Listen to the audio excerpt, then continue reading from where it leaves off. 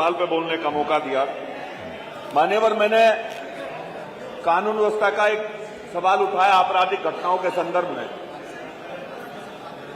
अध्यक्ष जी, ये जो जवाब मेरे पास आया है, ये कानून व्यवस्था की पोल खोलने के लिए काफी है। मान्यवर, इसमें 7 महीने का डाटा दिया है, पूरा डाटा इन्होंने दिया है वर्षवार।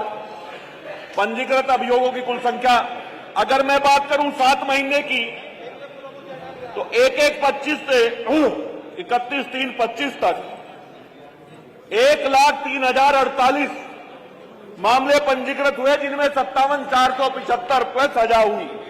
मान्यवर, सजा दिलवाना किसकी जिम्मेदारी है?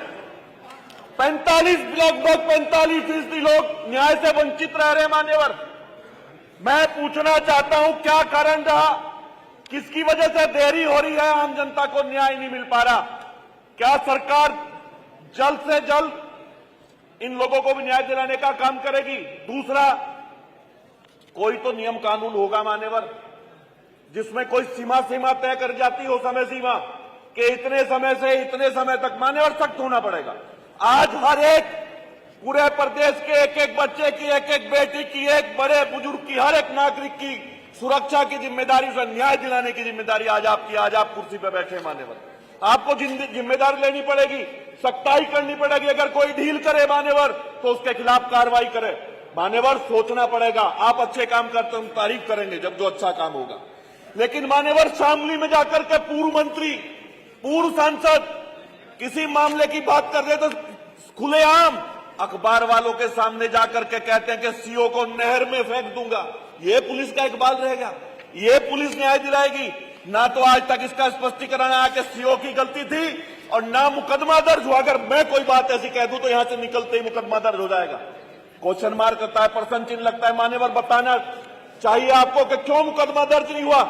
ऐसी बातें करके पुलिस के इकबाल को खत्म करना चाहते हैं मान्यवर, 7 महीने का डाटा, 365 हत्या 1/1/25 से 15/7 तक, बलात्कार 916, सीलभंग 3,938, अपहरण 7,484, छेड़खानी 475, पारिवारिक महिला उत्पीड़न 11,890 और 1138 मुकदमे दहेज उत्पीड़न के।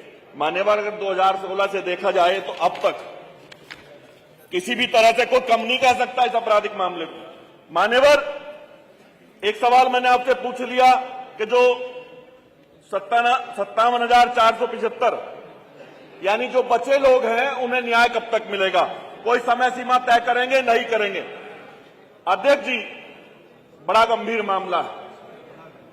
आपके माध्यम से पूछना चाहता हूं, भारतीय न्याय संहिता के अनुसार प्रत्येक जनपद में जनता को न्याय दिलाने के लिए, जल्दी और सही न्याय दिलाने के लिए एक जनपद में कितनी फोरेंसिक टीम होनी चाहिए? क्या उत्तर प्रदेश में फोरेंसिक टीम की कमी है? अगर कमी है तो कब तक यह दूरी करी जाएगी? और फोरेंसिक टीम की अच्छा न्याय दिलाने के लिए आवश्यकता है। मान्यवर, हर जनपद की बात की।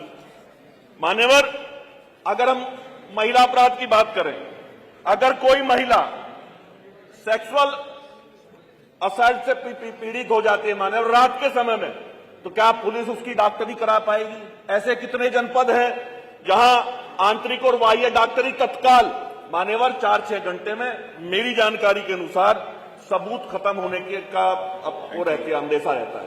Thank you. इस तरह से बेटियों को न्याय मिल पाएगा मान्यवर? समाप्त 12 बज के 20 मान्यवर, वो मैंने आपको पहले बोला था। अच्छा, एक मामला और बताऊं मान्यवर? मामला मत बताइए, प्रश्नकाल समाप्त। ये तो सवाल है, मैं सवाल पूछना चाहता हूं, आईटी के कितने मुकदमे दर्ज किए इन्होंने? मान्यवर, सवाल तो पूरा आ जाए। इनकी बात आगे कार्रवाई गंभीर कोई मामला? 12-20 देखिए, मेरी बात आना चाहिए मान्यवर। एक सवाल और आना चाहिए। मैं ये जानना चाहता हूं, आईटी के कितने मुकदमे दर्ज हुए? मान्यवर, आपने एक योजना की जवाब हम देंगे। जवाब आप दीजिए सर। आप वो एक प्रश्न पूछा, उसके बाद आप अब तो टाइम खत्म हो गया, अब जवाब तो अब आपका समय समाप्त। बैठिए प्लीज, पंकज जी बैठिए। 12 बज के 20 मिनट हो गए।